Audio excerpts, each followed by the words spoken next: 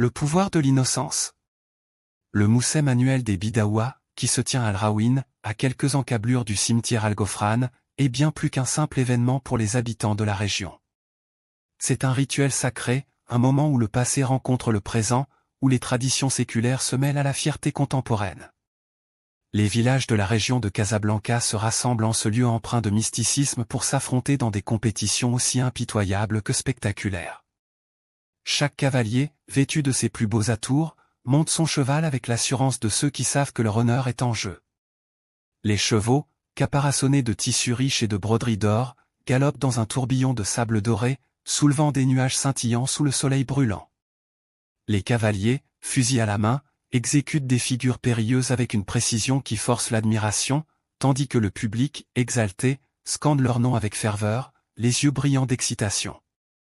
Parmi les cavaliers prêts à entrer en lice, Brahimi se tenait sur le qui-vive. Le cœur léger, il s'apprêtait à monter Zacharie, son alezan de 5 ans. Ce cheval, plus qu'un simple compagnon, était une partie de lui-même, son alter ego sur le champ de course. Leur lien, forgé au fil des années, était presque palpable. Chaque galop, chaque saut, était le fruit de longues heures d'entraînement, de sueur, et de confiance mutuelle. Pourtant, en dépit de cette certitude et de cette préparation méticuleuse, une ombre imperceptible commençait à se dessiner sur leur horizon. Brahimi, tout absorbé par l'excitation de l'événement à venir, n'en percevait pas encore les contours, mais le destin, insidieux, avait déjà commencé à tisser sa toile autour d'eux. La veille de la compétition, alors que le campement semblait baigné dans une sérénité trompeuse, cette ombre se manifesta avec une brutalité inattendue. Tandis que Brahimi préparait Zacharie pour la nuit, il remarqua un changement subtil dans le comportement de son cheval. D'ordinaire si alerte, Zacharie paraissait soudain affaibli, son regard éteint, son souffle court. Puis, sans avertissement, l'étalon fut pris d'une colique violente, s'effondrant au sol avec un gémissement déchirant. Ses flancs se contractaient sous l'effet de convulsions incontrôlables, ses yeux, habituellement si expressifs, étaient maintenant injectés de sang, trahissant une douleur insupportable. Brahimi, saisi d'effroi, tenta désespérément de calmer son compagnon. Il lui murmura des paroles douces, caressa sa crinière trempée de sueur, mais rien ne semblait pouvoir apaiser la souffrance de l'animal. L'impuissance s'abattit sur lui comme un coup près, et il s'effondra à côté de son fidèle ami, les larmes brûlantes dévalant ses joues, sentant l'étau de la fatalité se resserrer inexorablement. La nuit, comme une chape de plomb, tomba sur le campement, plongeant les lieux dans un silence lourd et menaçant. Le vent, habituellement porteur de murmures apaisants, semblait s'être tu, laissant place à une atmosphère oppressante, presque irréelle. Seule la lueur vacillante d'une lanterne osait défier l'obscurité, projetant des ombres inquiétantes sur le sol poussiéreux. Puis, soudain, l'impossible se produisit. Une silhouette éthérée, à peine discernable dans la pénombre, se détacha des ténèbres. Drapée dans un voile blanc qui flottait doucement autour d'elle, une femme avançait lentement vers Zacharie, son pas aussi léger que le souffle d'une brise nocturne. Une aura étrange et mystérieuse l'entourait, comme si elle n'appartenait pas tout à fait à ce monde. Brahimi, paralysé par un frisson glacé, fixa la silhouette avec une fascination mêlée de terreur. Il ne pouvait détourner le regard, même si chaque fibre de son être lui hurlait de s'enfuir. L'étalon agonisant émit un dernier râle, chaque respiration plus difficile que la précédente, comme si la vie elle-même se retirait de lui. Mais la femme, imperturbable, continua d'avancer, ses mains s'approchant avec une douceur presque surnaturelle de la fourrure hérissée de l'animal.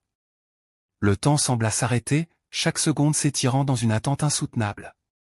Puis, avec une grâce infinie, la femme franchit l'animal, comme si elle traversait une frontière invisible, une barrière entre la vie et la mort. Ce qui se produisit alors défia toute logique. Un souffle de vie, imperceptible mais puissant, traversa Zacharie. L'étalon, qui quelques instants plus tôt semblait condamné, retrouva soudain ses forces.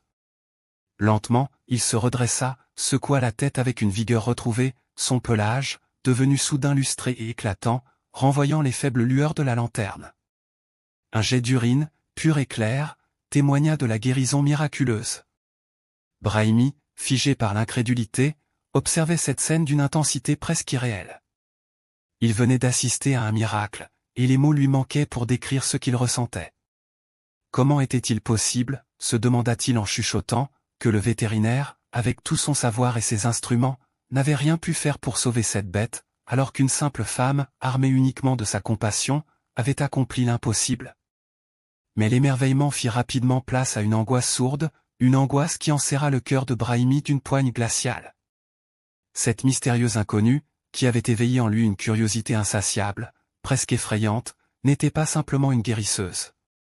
Il sentait, au plus profond de lui, que sa présence était le présage de quelque chose de bien plus vaste, de bien plus sombre.